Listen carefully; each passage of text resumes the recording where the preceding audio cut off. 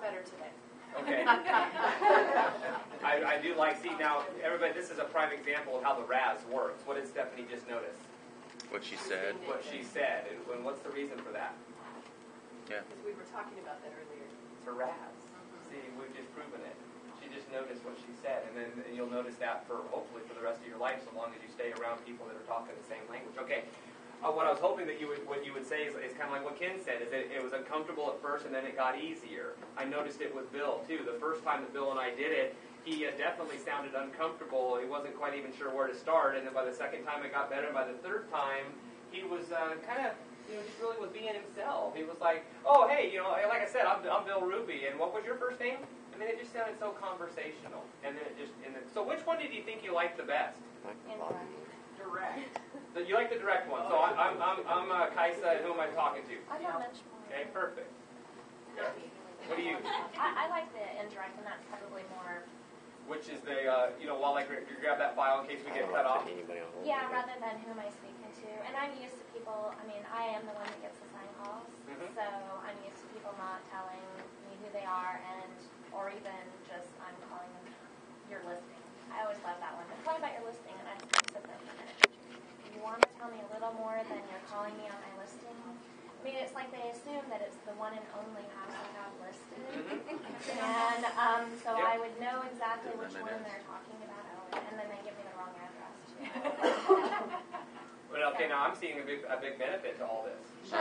What can it be? And I do convert a lot of sign calls. No, I know you do. What's the benefit, though, that you can hear somebody that was listening?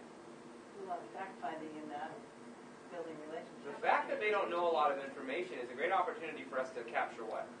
Information. Their name and phone number so that we can get back to them after we research what they have given us. I've got 20 properties listed, and I really do appreciate you calling, and so let's just do this. Give me as much information as you have, and then I'll get your name and phone number. Go ahead and give that to me right now. By the way, everybody quit asking. Just assume that they want to do business with you. You know what? Write that down. Assume that they would like to do business with you. Why wouldn't they? You're beautiful. God does not make junk. He just doesn't. So why would they not want to work with you?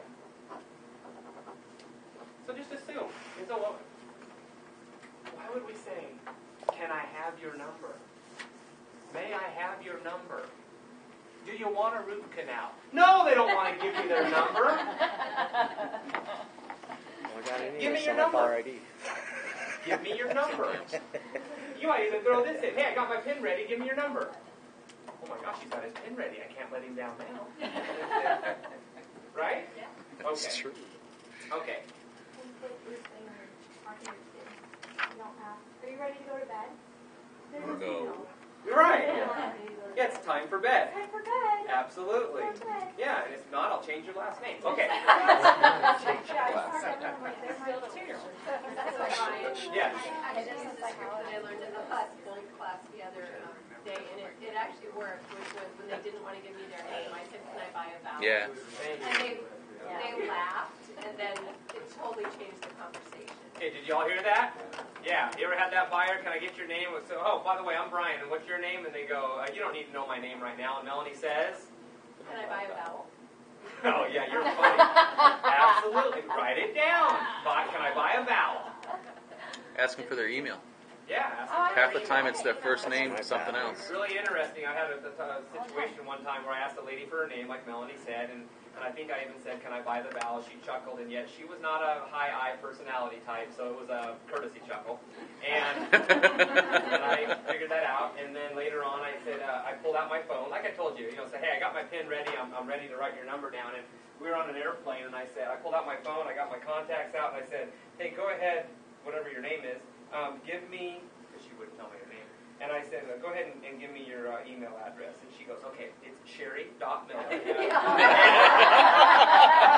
I looked at her and I made fun again. See, everybody, have fun. Have fun with people. I looked at her and I said, oh, somebody got your name. And then it turned into a real laugh. And the conversation just took off from